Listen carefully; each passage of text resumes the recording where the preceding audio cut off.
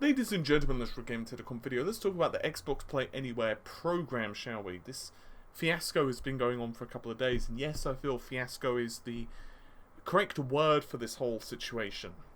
So, just to get everyone up to speed, on the 29th of June, Microsoft announced the Windows 10 anniversary update. Now, as part of this update, which by the way will be shipping on August the 2nd, Microsoft's Yusuf Mehdi made various mentions about the Xbox Play Anywhere program. Now, this program allows you to buy a game once and play it on your Windows 10 PC or Xbox One with shared progress, shared saves, and shared achievements. And every title published from Microsoft Studios would support Xbox Play Anywhere. Those are the exact words. What this means is that if you were to buy a game, let's say the new Gears of War, and you were to say, okay, happy with that, now I'm going to play it on my PC, and then you were to go around your friend's house with your Xbox One, and then you were to continue, then that's absolutely fine, you can do that. However, there was a small amendment made. This change, it reads as follows. Every new title published from Microsoft Studios that we showed on stage on E3 this year will support Xbox Play Anywhere. Now, after this was said, people immediately started to analyse the statement. And Phil Spencer responded to PC Gamer, who actually made a post, PC Gamer made a post on Twitter, and Phil said the following. Just clarifying, could be some unique games not right for all devices. Intent to bring our franchises to Windows 10 and Xbox One remains unchanged.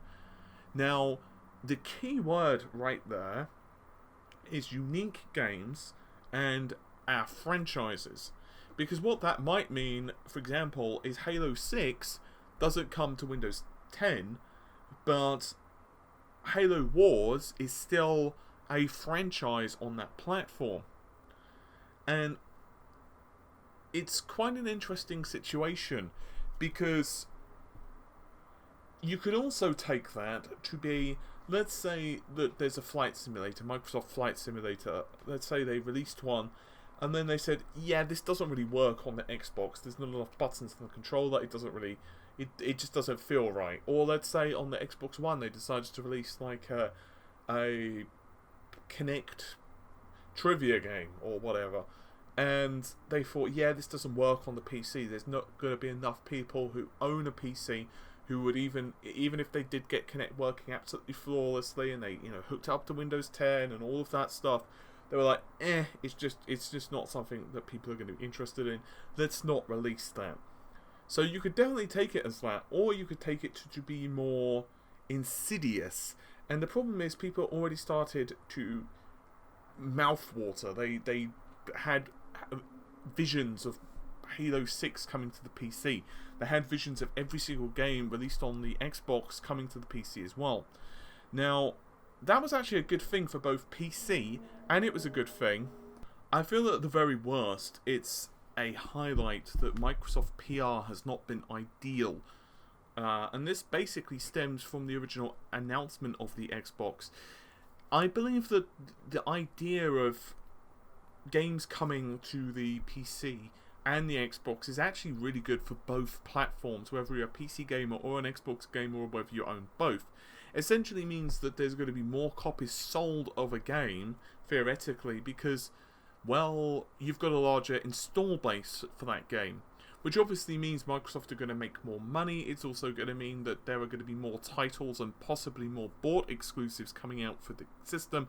And that in turn means that you, as an Xbox gamer, even if you just own an Xbox, are going to have access to more titles, which means in turn you're going to have a better gaming experience. Now, I'm not necessarily one of those people who had really high hopes for Halo 6 coming to Windows 10. I mean, it would have been nice, it would have been kind of cool, but I hadn't pinned all my hopes and dreams on it.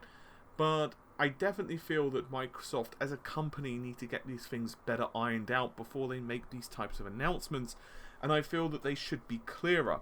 Now, I don't want to say that Microsoft are solely responsible for bad PR, because other companies have also had their fair share of it, and we think we know who they are. I mean, there are a plethora of them. Sony have had bad PR, Nintendo have had bad PR, Ubisoft, EA, loads of companies. But for stuff like this, especially when people are so excited, I feel that Microsoft definitely should be a bit clearer.